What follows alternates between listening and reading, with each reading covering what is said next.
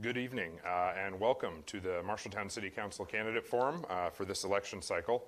My name is John Hall. I serve as President and CEO of the Marshalltown Area Chamber of Commerce.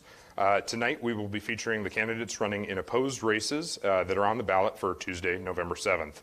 As a reminder, tonight's event is being live streamed and will be available on demand following the event. Candidates who are not up here tonight are those that are not in contested races for this election cycle. They were all invited to provide information at the back of the room. I think we have one candidate for school board who has provided some information, which you can feel free to take as an introduction to that candidate. Before we get to the candidates, a bit of housekeeping. Tonight's format will be as follows. Candidates will have 90 seconds for opening remarks. I will then begin asking questions, and each candidate will have 1 minute to respond. We will alternate who answers first for each question, and then finally everyone will be given 60 seconds for closing remarks. I do reserve the right to press for specifics from candidates during the questions. If vague statements are made, I will ask for clarification or for a brief follow-up regarding a specific point. All candidates have been advised to be respectful of each other's time and to keep their responses within the allotted time. I have a series of prepared questions for this evening's forum that only I have seen. However, to those in the audience and at home, we will be taking questions to ask the candidates as time allows.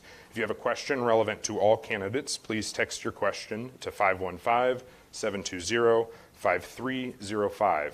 That number for those that are viewing from home is available on their screen, perhaps all the time, perhaps periodically.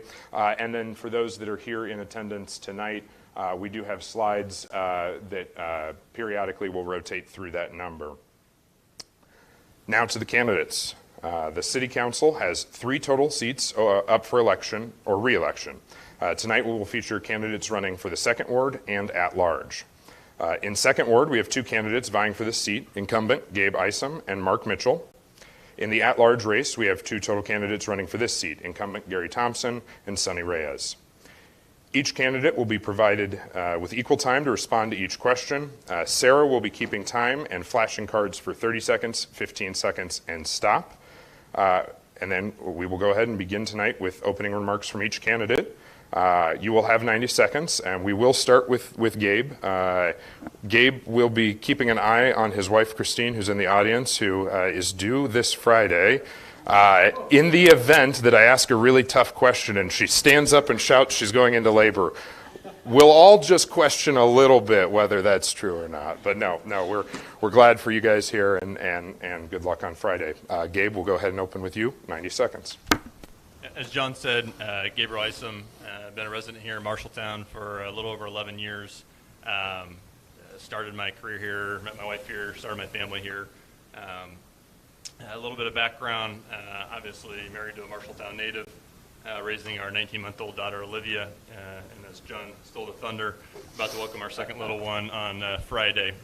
I have an engineering background. I got my MBA from the University of Iowa, and currently hold a director of sales for one of our industry groups over at Emerson Fisher. Following my MBA, I was trying to decide on what I wanted to do to get more involved in the community, and so happened there was a special election happening for the 2nd Ward. Since then, I've been part of the City Council representing our community, and more specifically our 2nd Ward constituents, since February of 2018. I can be honest, I was not sure what I was getting myself into to begin with, but it's been an honor to be a part of everything that's happening in Marshalltown. And more recently, Art Alliance and some city cone review. I think progress we've seen regarding the start of downtown revitalization, industrial park development, implementation of the housing study is phenomenal.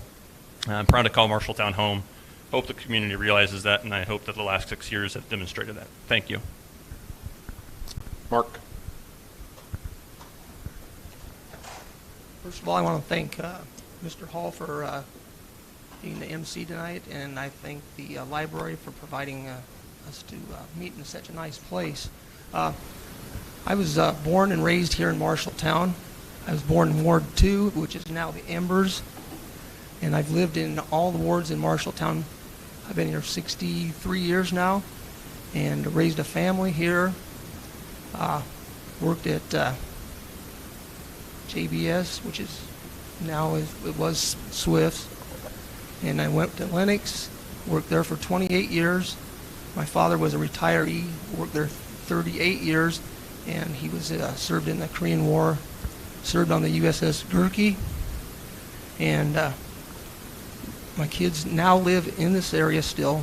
My oldest has 3 businesses, and I'm currently helping him out with one of his businesses. And my roots run deep here in Marshalltown. My pride is in Marshalltown. I grew up here, and I raised my family, and there's no other place I'd rather be, and there's no way anything would ever pull me from this town. I just thank everybody for being here, taking time for their busy day. Everybody has extra activities that they'd rather be doing than coming here. But it's nice to see that people are taking interest in this. It's very important, and hopefully I get your vote. Thank you. Gary. Hello. Still hear me okay?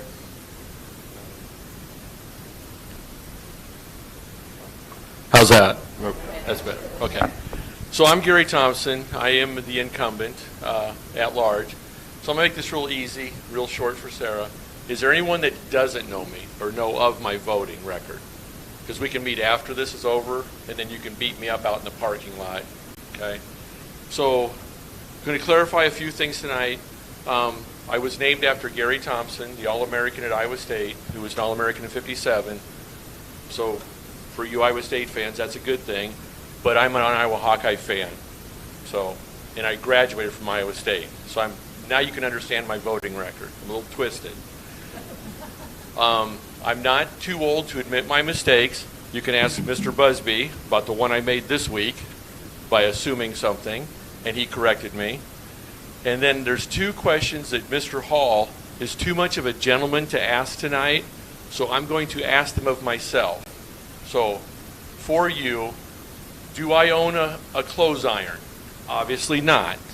And the other question is, why is Gary Thompson growing this really stupid, straggly beard?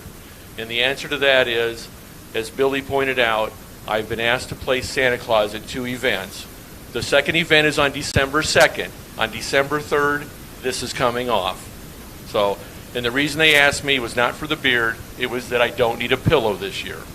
So, thank you. Sonny. Hello, everyone. My name is Sonny Reyes. I'm known as Sonny Reyes. My name is Leopoldo Reyes, sorry. I was born in Inglewood, California. I moved to Marshalltown back in 1996. I've been here since. I went to Woodbury Elementary School.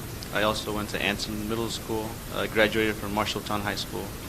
I briefly left Marshalltown to go to college. I went out to Laramie, Wyoming for the automotive industry. Went out to Wyotech. I completed a collision refinishing there. I also did my associates in business, some accounting classes there. And then I came back. I worked here in the industry. I came back in 2008, so it was a recession. I couldn't really get a job in the industry I was looking for. But I ended up getting a job at JBS, and I worked there for a solid 6 months. Then I actually got a job at Jim Johnston over there at Showroom Auto. Thanks for the opportunity. Worked there for a while. Then I worked at Clemens Chevrolet. I started a business at the age of 24. I started a family at the age of 21. Marshalltown has been my home for a long time, and I feel like it's given me a lot, and it's my turn to kind of return the favor and give some back to the community, to the town, I guess you can say. And that's really kind of the reason I'm up here, trying to get the voice out for some of those people that don't have a voice, and some of the small business people that don't have somebody to talk to, or even like bridging the communities together with the Hispanic community and the community we have now. I'm going to have to cut you off. You're Thank good. You. Yeah, Sorry. thanks. No, I'm going to try and be strict because I've got a lot of questions, and we're getting a lot of questions texted in. So, all right, we'll kick it off. Mark, we'll start with you. The City of Marshalltown and many different organizations have plans for growth and improvement of our community. What is your vision for the future of Marshalltown, and how do we get there? Well, how do we get there? Like I said, I think roads and codes is probably the 2 big things that'll bring people to Marshalltown or keep them from coming. They drive through our city, rough roads. They're not going to want to stay here. And they see the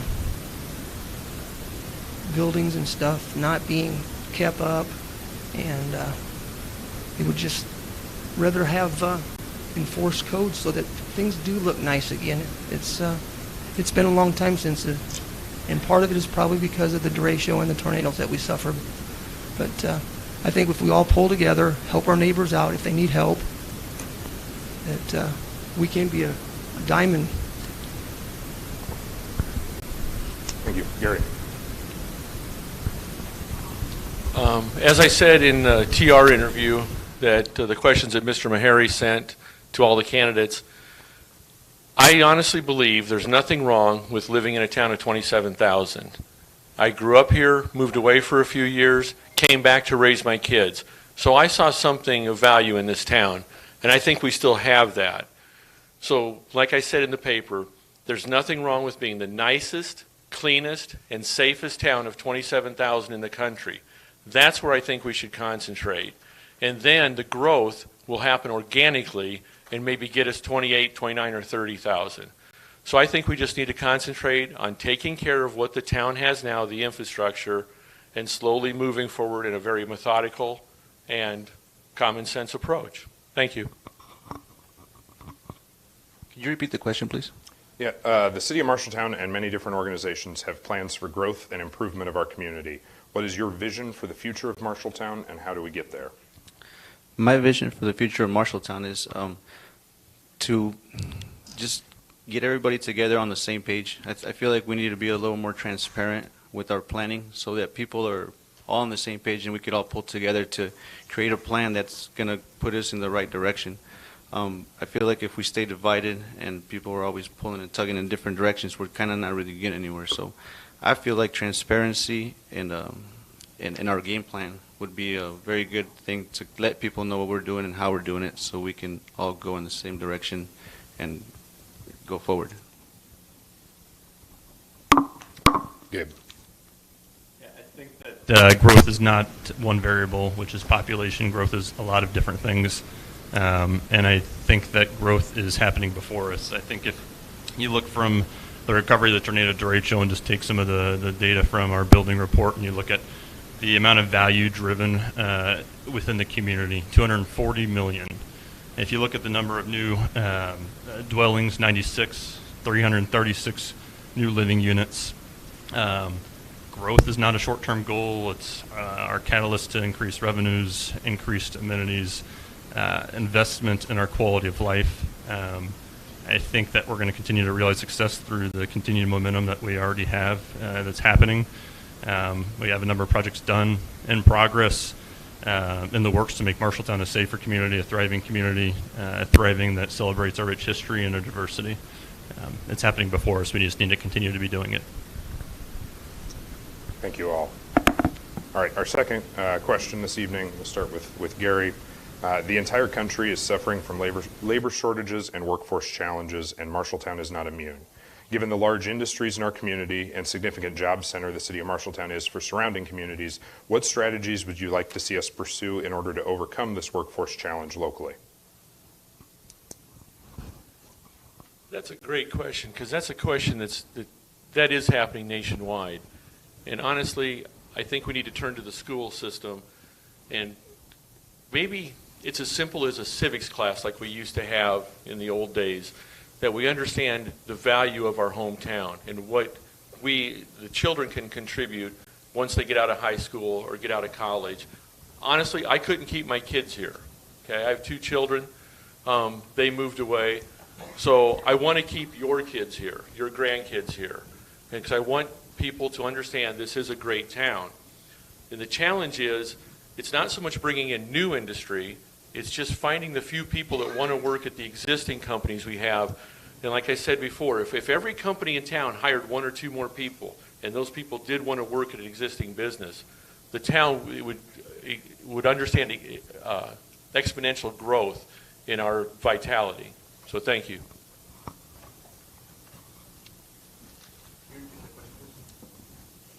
Yeah.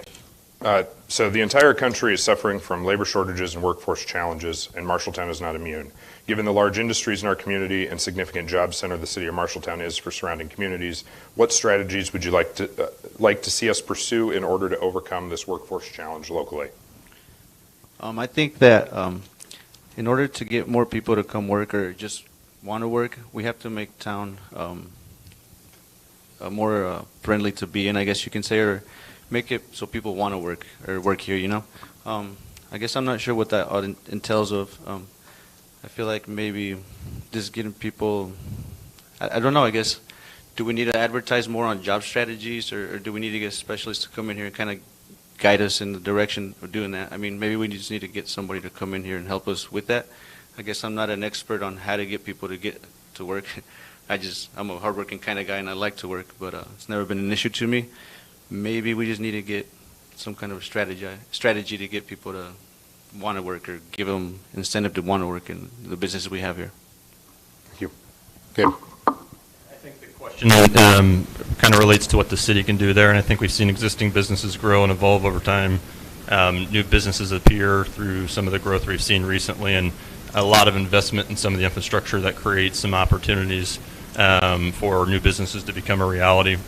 I think when you talk about what, attracts and retains talent within the community to fill some of those gaps, you look at top 10 reasons if you want to Google why somebody moves there. And we talked about streets, so streets got to take you somewhere. I think the important piece is that when we talk about creative placemaking, strengthening the connection with between people and the places that we share as a community is critically important in order to make sure that we don't just retain the workers and workforce required to grow as a community in that aspect, but keep them here long term, not short term.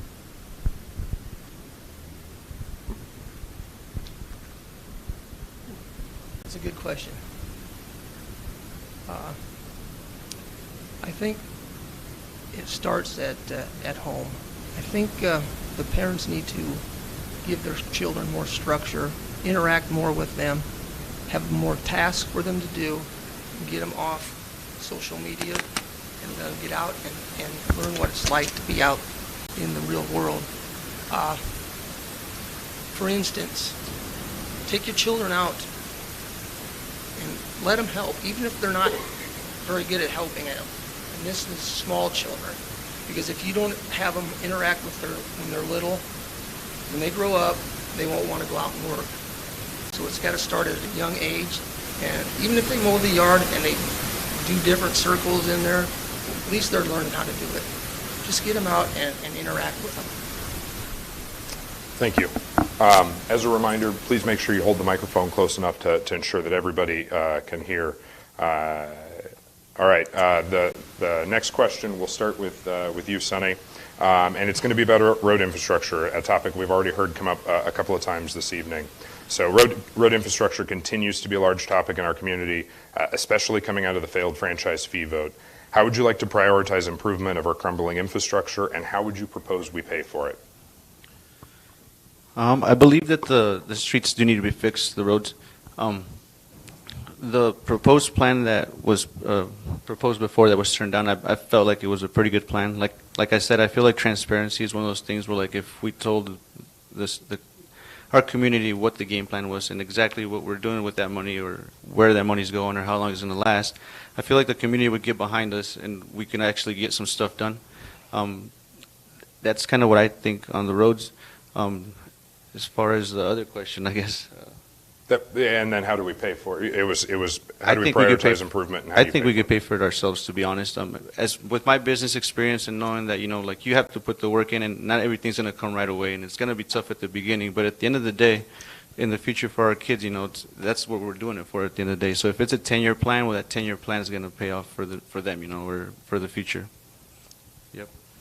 Gabe. I think it's good to acknowledge the current investment that's currently going in our road, whether you look at existing budget or what the capital improvement plan looks like. I think the other thing is that the investment required in order to alter the direction of where we're going with regards to our road infrastructure is not insignificant. It is extremely small. And as part of one of the members of the franchise fee committee, Obviously, that started not as a franchise fee, but as a way to try to come up with a creative solution with the gap that is ultimately needed in order to address that. We're talking $8 million over 10 years in today's dollars, right? And if we look toward the future, that number will only get bigger. Money is going towards streets. FY25 got roughly $5 million going toward Highland Acres. Center Street Viaduct, $3.5 million. We just approved $7.8 million for the downtown revitalization in East Main. That doesn't include State Street. Approved another $2 million in street improvements just this last council meeting. We are doing what we can. We need help. Mark. I think one way that we can get the money for our roads is to use the funds from our traffic cameras, because it was on the roads where the pictures were taken. So I think that needs to go back first to the roads and then to public safety. It's not that I'm against arts. Arts is great, but I think we need to concentrate on our needs instead of our wants. And that should go quite a ways, I think, in getting our roads repaired. It's been a long time. Roads have been needed to repair, and it's not going to be fixed overnight. It's going to take time, and it's going to take effort. We're going to have to tighten our budget up. We're going to have to take our belts and put another notch in it and cinch it up tighter, and just work with it. Gary. I think one of the things that we can do to jumpstart the repair, and like Gabe said, it's going to take millions of dollars. Like Sonny said, it's going to take years. It wasn't an overnight problem that got us into this position. But I think the first thing we can do, this new council after this election, is look at all the money we've pre-borrowed for other projects and that we haven't spent. We sit on about $50 to $60 million in the bank from money that we've borrowed over the years, but those projects haven't been completed. I think we need to go back and look at open up public hearings again, reallocate that money, and even if we can get 10 million or 20 million of that pulled away from past projects we didn't complete, it'd be a great jump start on getting the streets fixed. And then a little bit every year and just prioritize it off the pavement condition index that we already have. So Gary, on that note, I am going to exercise a little bit of my asking for specifics. Can you share with us what is in that 50 to 60 million you referenced? I can, John. Thank you. I'm waiting for all the details from our finance director. She has not gotten that to me, but I can give you a couple examples. If we don't build the $2.4 million water feature, we have applied $500,000 to that. If we don't go forward with the quiet zones with Union Pacific, which will quiet the intersections and only give us 48 minutes of quiet time, doesn't quiet the switching yard that exists, you're still going to hear the trains, dropping off. Yeah, I apologize. I'm not. Okay. I don't want to give you the license to, Right. to So navigate the some of quiet those issues zones that may be coming and- up. But yeah, the dollars that we're looking for in those. What was that quiet zone dollar amount? That's a good question. It's jumped a lot since it first started. I think it's $1.5 million. That the city has in the bank for it? I believe. Like I said, I'm waiting for Diane to get back the forms to me. Every borrowing year that still exists. Okay.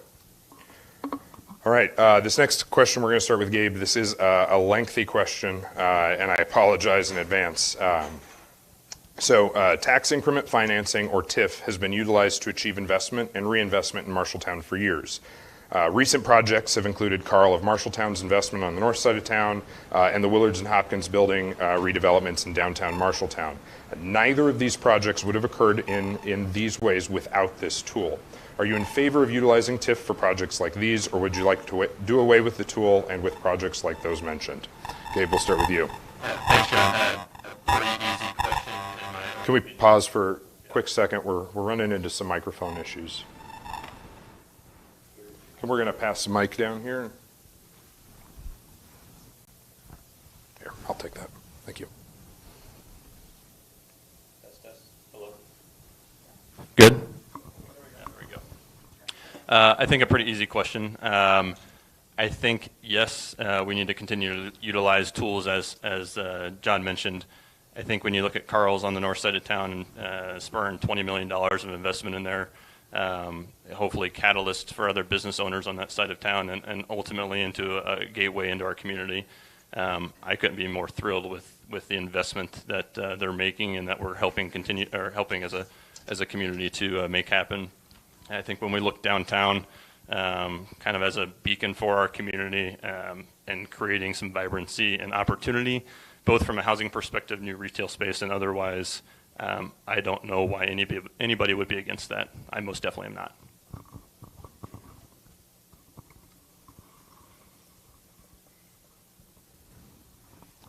Well, I think our TIF money needs to be designated to certain people, and if it's not going to certain people, then if they don't need it, we shouldn't have to help them out. If they've got money in the bank, then they need to use their money first. We can still help them, but maybe they can pay it back, like Des Moines is with their airport.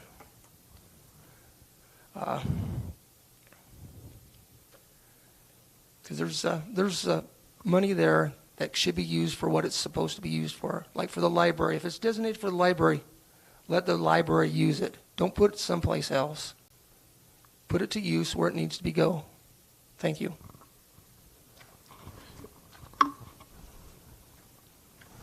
I think TIF started out as a great idea. If I understand the beginnings of this, when it went through the State House, it was you have a contractor come in, build multiple houses, for example. He builds the streets that become the property of the city. Using TIF, we would pay him back for the infrastructure he put in for us. Over the years, all cities have figured out how to use it as a spot abatement tool. And the problem with that is, I'll give you a perfect example. I used to own the UPS store here in town. If FedEx office wanted to build next to me, how would I feel as a business owner that took no city money and the city was going to give TIF money to a competitor in a retail environment? That's what we've turned TIF into. That's what every city's turned TIF into, because it's so hard to get people to come to your town. It needs to go back to the way it began, infrastructure uses only. I think TIF is it's a good idea. I guess I'm not in city council yet, so I can't really speak for. Don't have years of experience with it. From what I can understand, it seems to be a great idea. I mean, like I said, Carl Chevrolet. I mean, I own a body shop, so that is a competitor to me. But I welcome competition because my hard work it shows itself. So, like I said, I mean, it's nice to have people like Carl Chevrolet, like Gabe said earlier. You know, like that side of town hasn't looked that good in a long time, and it looks really good. And I hope that other businesses do follow, and that it opens up that side of town so we have a nicer spot. You know, Riverview is starting to look better. That ice skating rink, and you know, Carl Chevrolet and everything else coming along. Hopefully, we can have that side of town look a lot better now. So yeah, I think TIF is a good idea so far as I'm concerned. Pass this back. All right. Thank you. Again, this is even a longer question. I'm sorry. Some of these take a little context to package together. So last year, the city of Marshalltown was successful at receiving a Destination Iowa grant for creative placemaking for the Lynn Creek District. Within this funding was support for four total projects, including the Trailhead, Trail Bridge, Martha Ellen Ty Playhouse, and the Water Plaza. Within the last few weeks, Iowa Economic Development Authority Director Debbie Durham, a direct report to Republican Governor Kim Reynolds, has lauded Marshalltown as an exemplary community for how to do creative placemaking with the Water Plaza project specifically. If elected, would you support the Water Plaza project for our community? Why or why not? I feel that we don't need a huge water park like that. We can start small, and we can add features later. We need to start with a basic water. And there's been research done with a firm out of Canada. They've been here. They've selected different sites that would be good. And I believe it's called Vortex. So I think we just need to hold off on the Water Plaza and just go with a splash pad first. And we can build it later, because we have handicapped people in Marshalltown. We have the veterans from the Veterans Home that could really utilize a splash pad. Thank you. We're going to go this way with it. So. Thanks, John. Yep. Obviously, I've gone on record against this. I do support the arts, but not over-exaggerate some of these projects. As far as the part of it's a trailhead, we have parking lots that are on the trail that could serve as a trailhead. As far as a lighted bridge over Lynn Creek on 6th Street, not a fan of that. And then as far as a $2.4 million water feature, at all these council meetings in the planning stage, I have continued to ask what is the monthly ongoing cost before I vote yes for this, and nobody has given me an answer. So how can I vote something for you that we don't even know what it's going to cost to maintain or where that money is going to come from?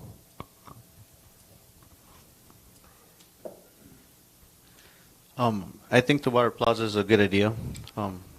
Me as a younger person here, I mean, I have kids, and I want my kids to have somewhere fun to go to. They love Mega 10 Park already. That's their favorite park in town. I go to the bike trail. I run the bike trail on a weekly basis. I ride the bike trail. I go to Grimes Farm. So I mean, I'm all about getting this going because I mean, it's a great place for kids to get together. It's a great place for culture to come together. I mean, you go out there and you see everybody just having a good time. You see people meeting, and I feel like it's growing. That area is growing, and I support growth because I mean that's what we need in Marshalltown. We need growth. We need people to come here and just have a good time, so they want to stay here and keep having a good time. And places like that, I feel like are the kind of places that are going to bring people together and make a mark in Marshalltown.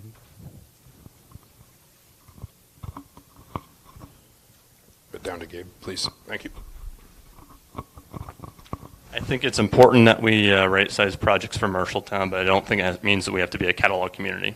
I think unique and distinct placemaking is important, and I think that keeping that in mind when we're doing this project is critically important to make sure that we are creating a destination not only for our citizens but visitors and tourists alike. I also think it's important that when we have opportunity to amplify the dollars or otherwise resources in order to make a project bigger and better than what it could be, doing it by ourselves is a good decision.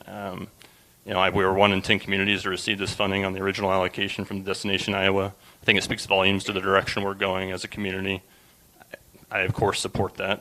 I look forward to some additional opportunities as we both do the water plaza, and the other projects associated with it. Lynn Creek Corridor is a hub of our community, and continue to expand and invest in there is key. Very good. I think we start with Gary on this next one. So we routinely hear from our business community that workforce barriers are the #1 challenge being faced by them. One such challenge within this broad area is housing availability and new housing development. In 2021, the Chamber of Commerce, in partnership with the City of Marshalltown, Marshall County, and our business community, launched a new home buyer incentive in order to drive new housing development at a more rapid pace. What would you do as a council member to help us continue accelerating housing development locally?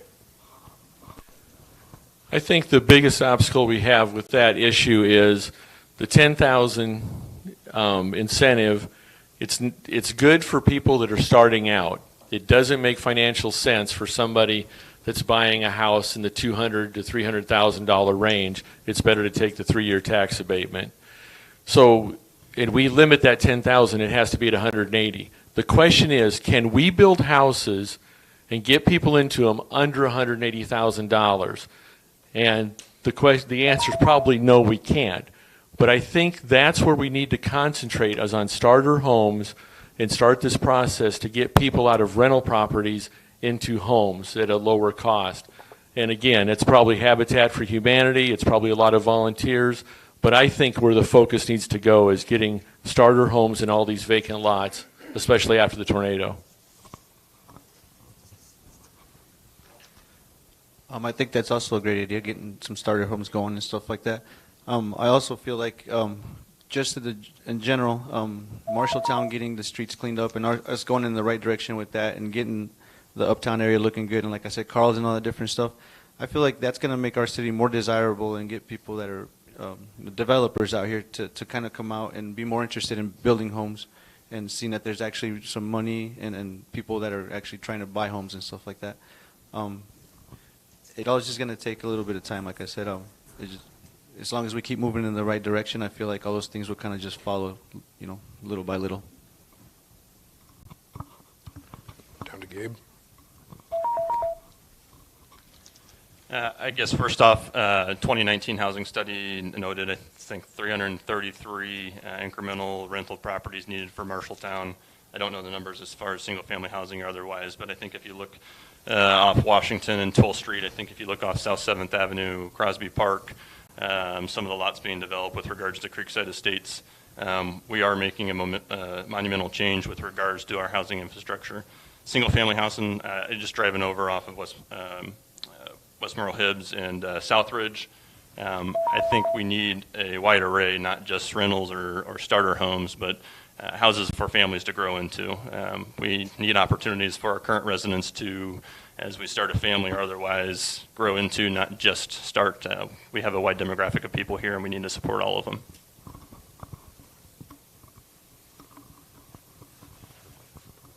Marshalltown does not have a large employment, I would say, $50,000 is probably about high for the pay that people have in this town, the salaries. I think we need to look at some of the vacant lots that right now are deemed too small to put a house on. I think we need to look at that and maybe allow that to have a small house put on it so people can have something to start out with. Because it's hard to raise a family on $45,000, $50,000 a year.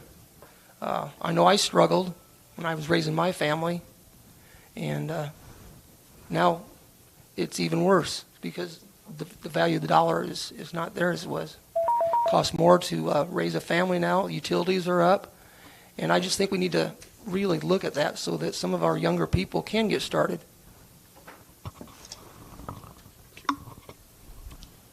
This next one starts with Sonny. All right, I've gotten a number of text-in questions, and I'm going to work to craft one right in front of you with a bunch of handwritten notes here. So we're gonna talk a little bit about the budget gap, not only that the city is currently facing, but the budget gap that was also created by the state legislature with updated legislation this year that carved out $600,000 in levies.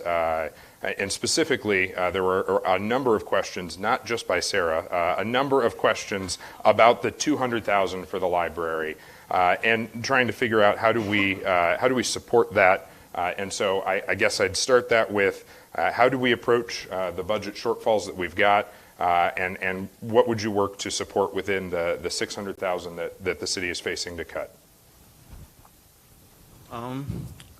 Well, as a business owner, the way I look at that is we have to kind of look at what we got, and then we got to see what we can move around to kind of make do for now. But in the future, we need to kind of maybe start looking at future of the years or the head a year or two, kind of to create a cushion for these kind of problems, so that way later on we have an answer instead of just trying to scramble for an answer last minute, kind of like we are right now.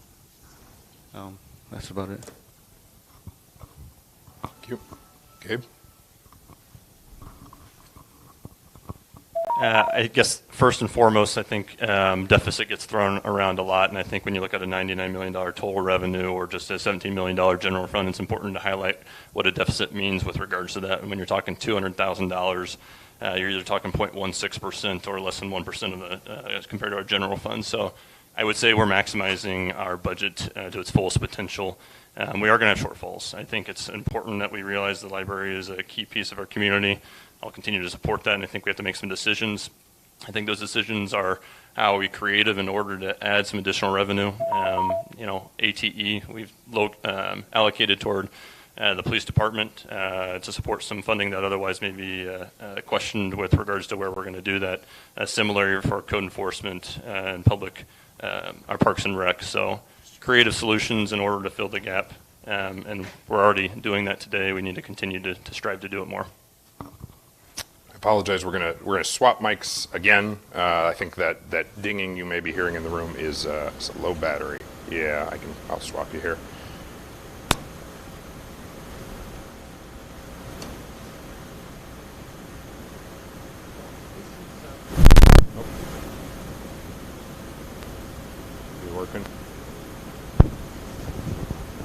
You want to test it?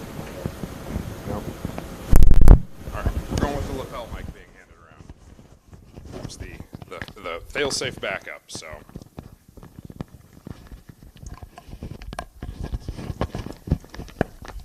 Okay, can you repeat the question? Yes. No. Oh, boy. That was a crafted together question about the budget, the $600,000 gap, the $200,000 for the library, and how do we balance the needs with our budget expectations, as well as what the state legislature has cut out. I guess I haven't had the opportunity to research that. So that's something that I have to get back up on speed. I guess being not on the city council right now, that kind of puts us at a disadvantage to be able to answer some of these questions. So I apologize for that. And I will work to get towards that. Pass it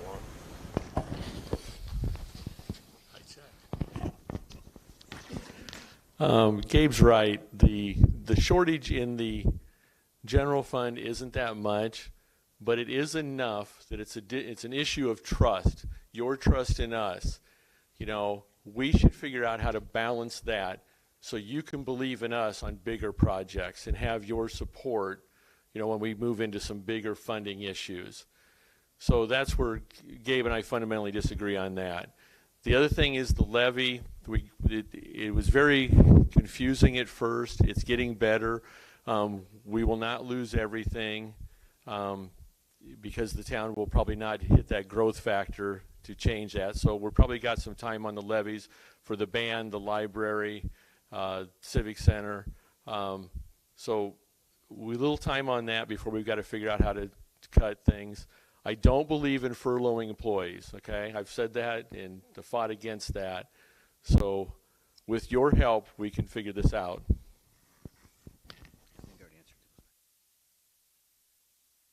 All right, I have got a handful, and by handful I mean one for each of you, of specific tailored questions to each of you individually. So I'll ask this question of each of you. We'll go down the line in turn, but Gabe, we'll start with you. So Gabe, you've come under fire for being out of touch with your constituents, their wants, as well as not connecting with them regularly and routinely. How do you respond to that concern?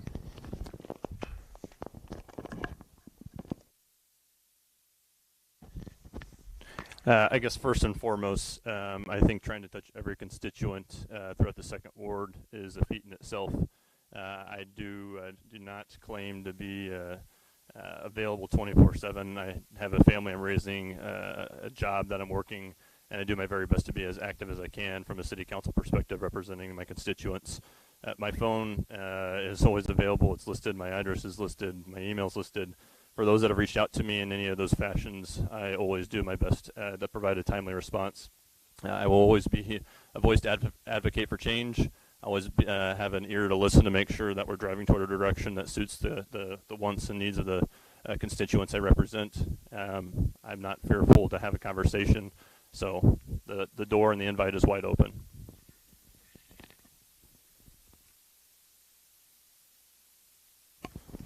Mark, there was a report in August regarding a nuisance complaint filed against your neighbors that has included a professional survey and turned into an ugly neighborly dispute. How can you assure your potential constituents that disagreements with you do not run the risk of escalation versus compromise and working together?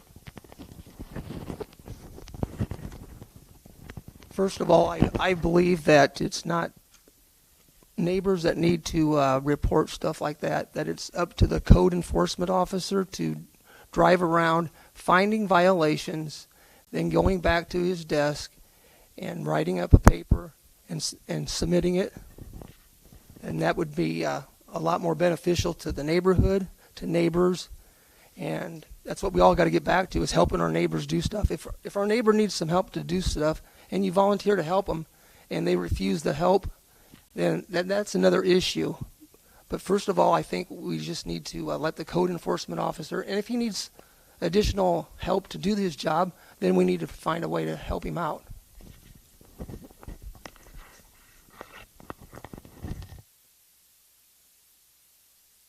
Yours is very long, Gary. I got 2 pages here. No, I'm kidding. I'm kidding. I'm kidding. Gary, I feel like you and I have a relationship. I can make that kind of joke. So, all right, Gary, there are many recent votes where you have been the lone dissenting voice on the city council, and in some circles you've been deemed a naysayer.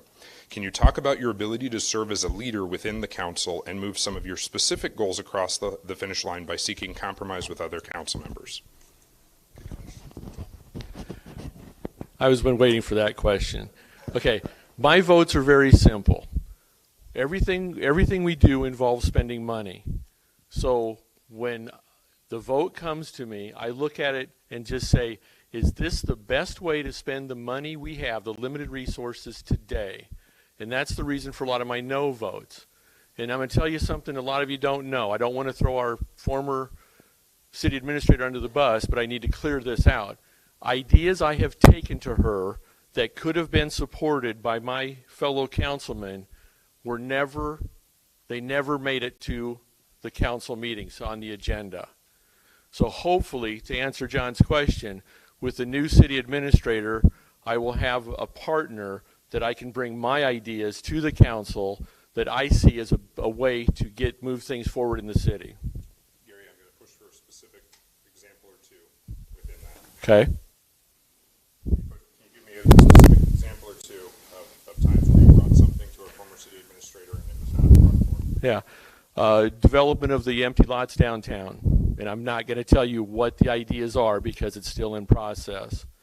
So I had specific ideas that did not make the agenda. Thanks.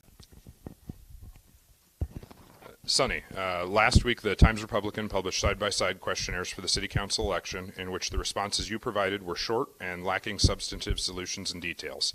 How do you respond to criticism that you haven't done your homework and aren't prepared to serve as a city council member?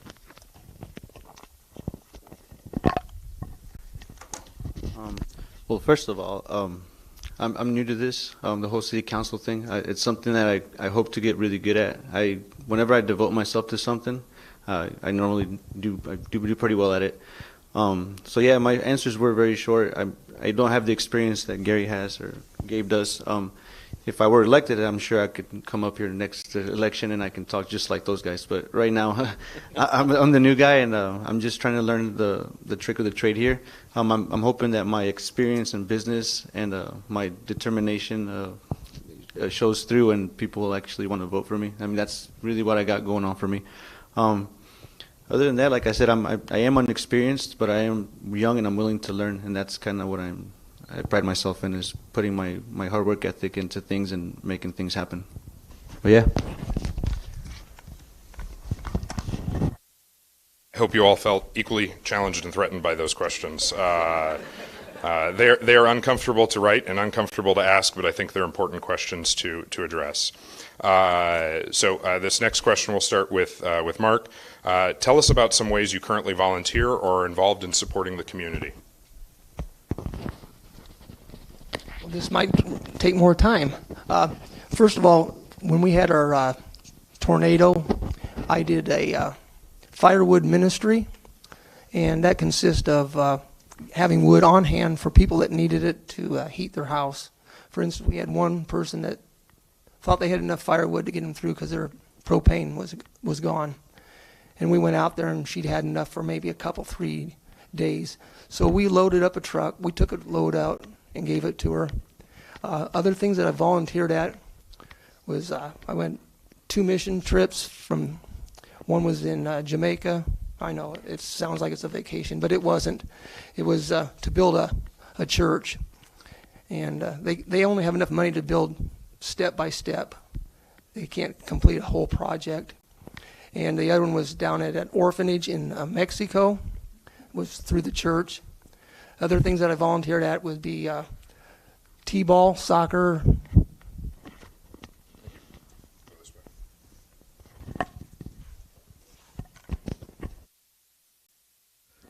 So recently, a couple councils ago, the organization of the members, Sue Cahill and I were the only 2 that voted against the raise that the councilors got. And Sue left the council, so she didn't have to worry about it. I stayed on the council. So the way I'm volunteering and helping back the community, a lot of people don't realize this except my neighbors. I'm building on the vacant lot next to my house. I'm building a, for lack of a better description, a community garden, a huge community garden that a lot of the vegetables will be going to the House of Compassion, will be going to the food box, and I will be having the help of the USDA to make it an urban farm, help of Practical Farmers of Iowa. So that's the money that I got in the Reyes. It goes into a separate account called the garden account, and that's how I'm using that money. So that's how I give back. And the other thing I can just tell you is I'm a veteran. I don't know there's anything more you can do to give to your town than military service.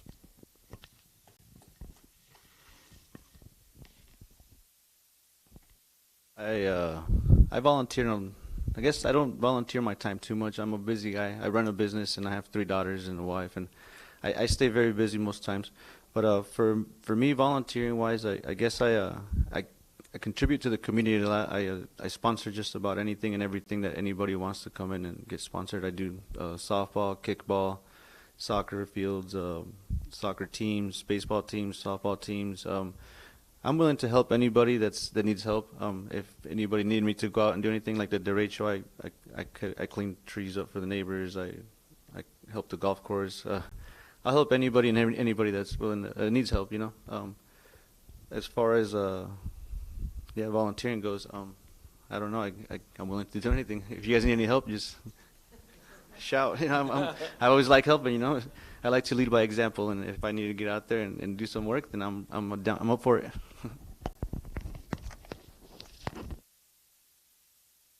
There are far too many nonprofit leaders in this room for you to have made that kind of offer. That's on you.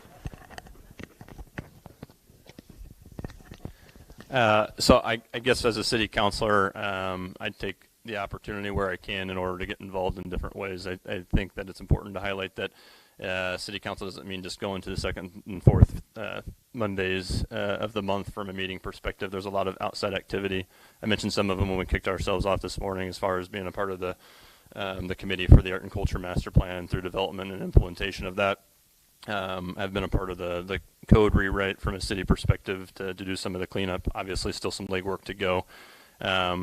I am a grunt worker, but I will give a shout out to the 13th Street District and specifically the Harvest Market. A lot of time supporting my wife and the board in what has become a phenomenal event in the community.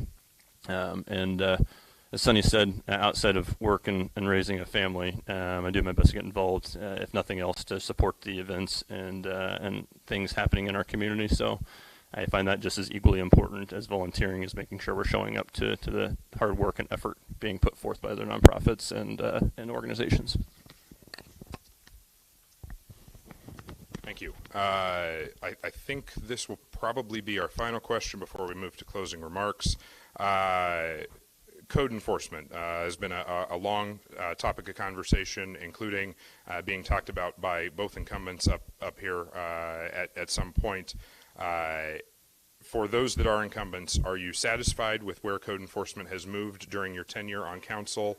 Why hasn't it moved as much as you would like if it hasn't? What more needs to be done and what more can you see being done? For those that are running for the first time, what needs to be done in order to improve code enforcement? With me? Yep. Okay. Again, you guys don't understand. Our code enforcement system is terrible. It's very cumbersome. And then you take our software package and add all the state rules that go by that. We've got to restructure that. And I had a meeting with Joe Gaw, our new city administrator, and we talked about that. And I also think we need 2 code enforcement officers. It just is too much for one person. So we have not only a software, hardware issue, we have a time issue for this person. We need to equip the code enforcement officers with the software and the hardware in the vehicles that they can print out stuff on site and put it in the door. And again, there's a lot of state laws that say we have to do the certified mail and stuff. We need to figure out a way to make this work for you. Everybody wants nice neighborhoods. And trust me, I live in First Ward. Even the people in my ward, they don't want 17 cars in the back lot next to them. You want to do incumbents? So I got a good story about this. Growing up, as you all know, I'm a car guy. I own a body shop here in town. There was a little lady. She used to drive around in a white Sonoma, and I was the guy that had 2 cars in the back. You know, 'cause I was 18 years old, and I was always working on something. And she used to do a great job at keeping me on my toes. I would always move those cars around or always keep on them. I guess I'm not sure what's going on now, but code is not being held the way it was when I was a kid. Because when I was a kid, that lady was on my butt, and my mom was on my butt. So I'm not sure what's going on, but me being in city council, I'm sure I could look into it. I'm not saying I'm going to go boss people around, but maybe we can help give some people a different angle or a different direction to get the things we want done. But yeah, that's my story.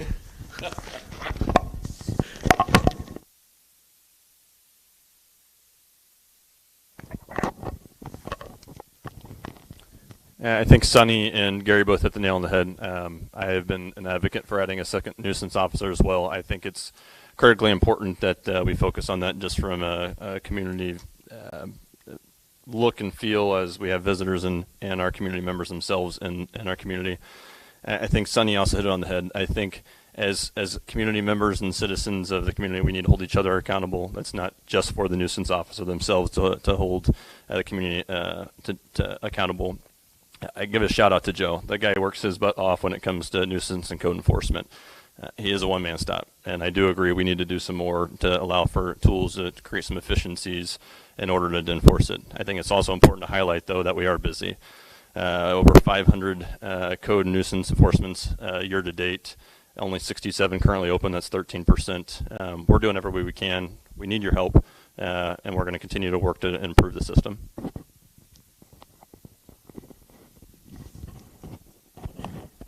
Well, I think I addressed this a little bit earlier, so it's going to be about the same thing. Like I said, it's not up to our neighbors to report our neighbors because that won't work. We do need help with the code enforcement officer. We need to get it for him. Give him a ticket, give him so long to get it picked up. I think there's scouting projects that could go out and help people get their yards taken care of. There's in school. I think they still have silver cord, and they need projects to do that. I think if we just get a list of kids that need projects that we could help out. It might be an insurance liability thing, but I think we could probably some way we could work around that. All right, we are going to move into closing remarks, and in the interest of just limiting the mic passing, I think we're just going to start with Sonny, who would start this question, and just go this way, if that's all right with everybody. So.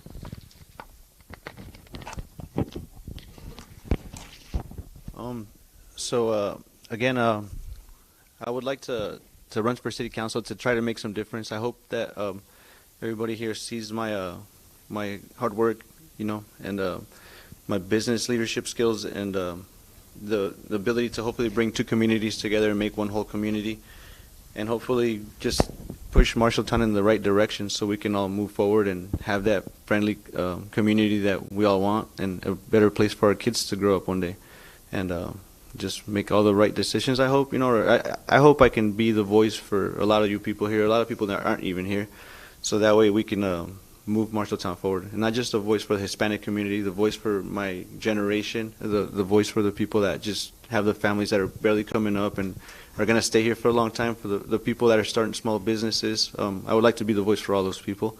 And if you guys give me the opportunity, I would try to do my best to be the best I could be for you guys. Thank you.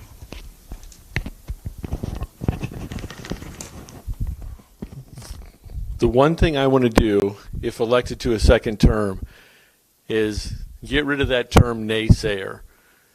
The problem we have is, as a society and especially the city council, we have lost the ability to have public discourse. Just because someone has a different idea doesn't mean it's wrong, doesn't mean that they're a naysayer. I want to get back to a little civility, is that the right word?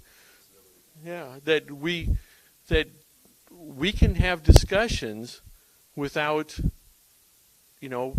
labeling people. And I've talked to the mayor about this before. is a lot of us get caught up in the messenger and not the message. So if you give me the ability to do 4 more years working with the new city administrator, I think we can accomplish a lot. So I hope you can vote for me. I appreciate that. I'm very humbled to have your vote. Thank you. Gary, I will take a moment to agree with you. I think I was here less than a week before I was labeled a member of a cabal. So, yep.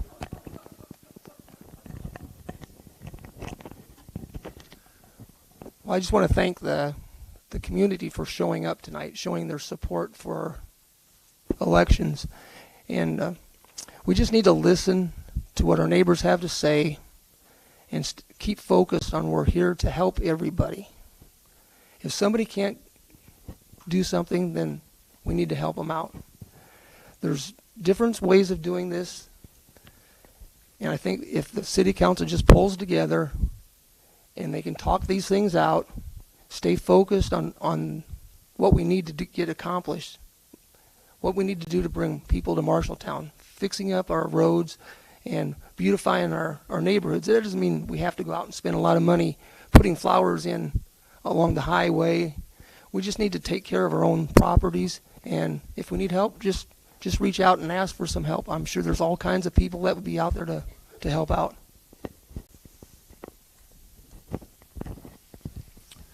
Growth, progress, and pride are on the horizon. I think it's reflective of the decisions we're making on the council today. I think we're making the right decisions from an investment perspective. I think we're making wise and measured decisions on the projects we're investing in and progressing forward. We are a vibrant community. We're a thriving community. I'm extremely proud to stand behind what I've done the last 6 years. I continue to hope that those in the community continue to see where we're heading, are proud of where we're heading, and will vote Gabe Isom, 2nd Ward City Council. Thank you.